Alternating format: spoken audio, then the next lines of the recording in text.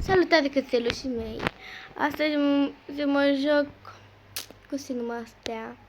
Mereu trebuie să le citesc. Alo. Nu contează, poate scrie aici.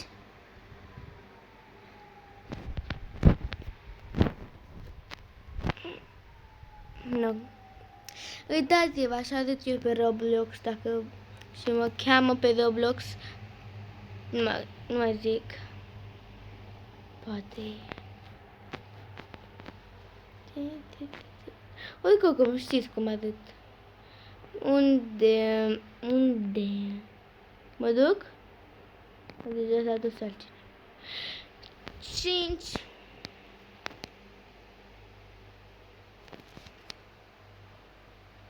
Bravo. Poate. De ce mi-apare astea? Înseamnă că mă duc singur. Oh, nu. Se pare că mă joc singur. Mă văd? Nu știu dacă mă văd. Ăsta se numește că nici măcar n-am citit. Votez. Să mai vine cineva? Da. N-ai gât... He. A trecut timpul.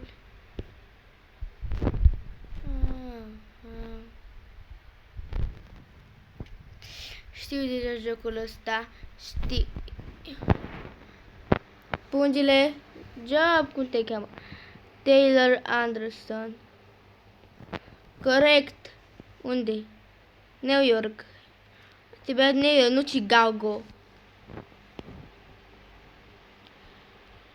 Ups, nu puș.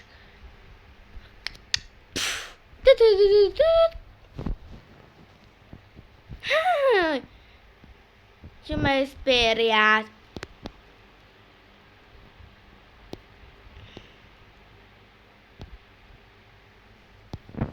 Oare mai fac eu când nu contează?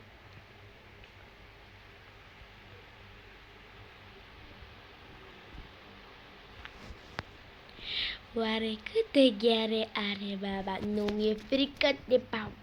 Hei! Nu mi-e frică de Bau. Nu mai văd nimic de ceva. Benjamin. Nu, da bine, stai cum? Mara. Benjamin. Da, ce nume e ăsta? Este America? Da, poate. Boston ăsta, da, bine. 20 minus. Plătit, pa. Au, nu, m-a țipit și capcane. Asta și asta, numai ea. Fată! E fată cu ciocolată, bine. Cum te cheamă? Hana. Cum? Hana Hedrand ăsta. Ok. Dallas. For decembrie 10 minus 89. Bine, pa.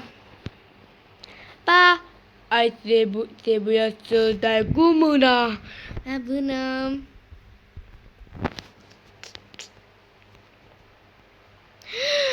Tu ia tot de acolo și tu care iei 4. Sau așa. Tu ia tot de acolo și tu care iei tu 6. 1 plus 1 egal 3. Cum te cheamă? Alexandra Nelson. Ok. Don't add this school Miami. Ok. 20 minus 80. Correct. Pa. Parcă am comandat ceva, nu mai vine comanda. Hello.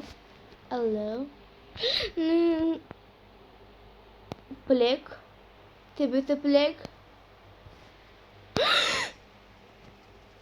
Clownule! Nu mă speria, eu sunt Toprak! Daniel ăsta, Dodiguez cu Miss Miami. Vreo 15-2001. Și mă uitam multe filme și Victorious. Tractorul, autobuzul, hihi. Ziua 3.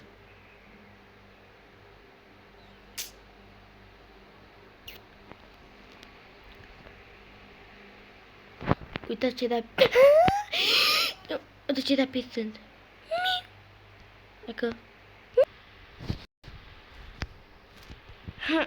ia. Bună. Ați dori și voi. Cum te cheamă? Hai. Pentru că, hai, nu știu. Nu contează. Miami. Numai din asta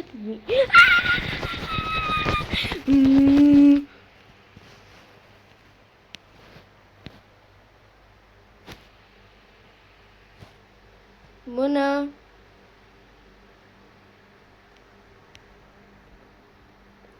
Unde ești? 20 minute. Vin cu tine. Unde te duci, vin cu tine. Acum ia capcane.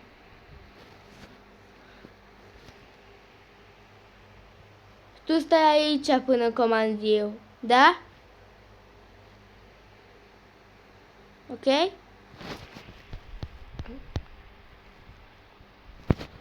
Ai nas? Te-ai bronzat? Te-ai vopsit? Ai haine de băieți? Ai căciulă?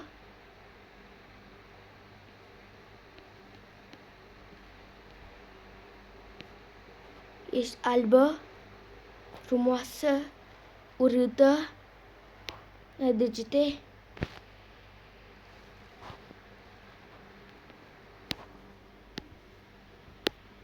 Lucrezi undeva? La ciocolată? Ai luat?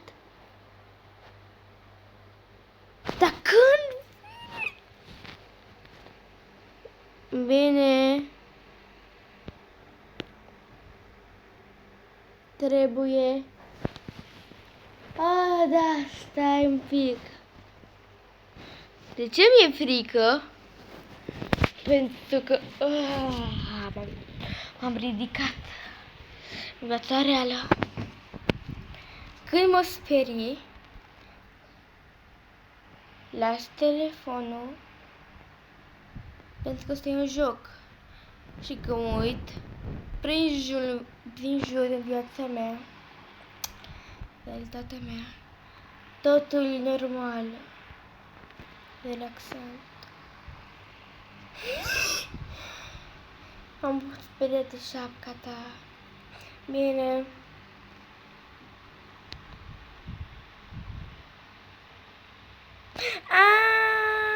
Am lăsat telefonul jos. Puneți pauză la televizor sau la telefon sau la tabletă sau la laptop sau la calculator sau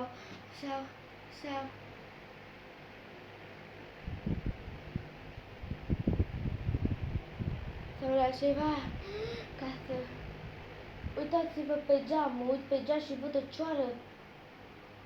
A intrat undeva, am țocat în geam, a ieșit, acum mai vin, cred că e o multă.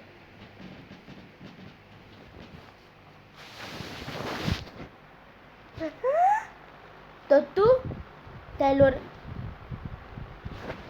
Bine. Bine. E frică, trebuie să deschid becul.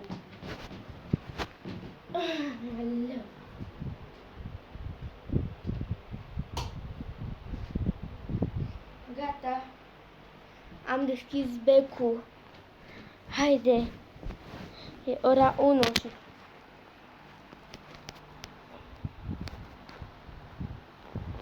Cum te cheamă? Tyler Orchid. Dacă eu stau lângă o anomalie, tu ești de zi.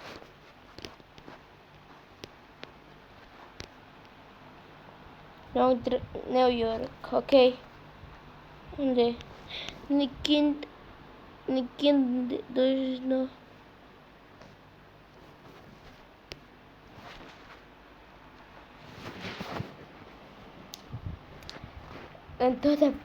Întotdeauna am vrut să spun ceva.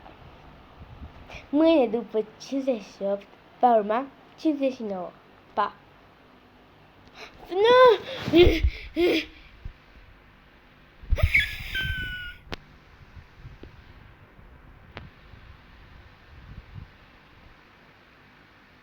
Au! Cu atât a fost că episodul. M-a lovit ușa. M-a speriat. Am împușcat. Cam atât a fost cu episodul. Așa țip eu în liniște. Cam atât a fost cu episodul. Sper că v-a plăcut. Pa! Vă iubesc! Nu.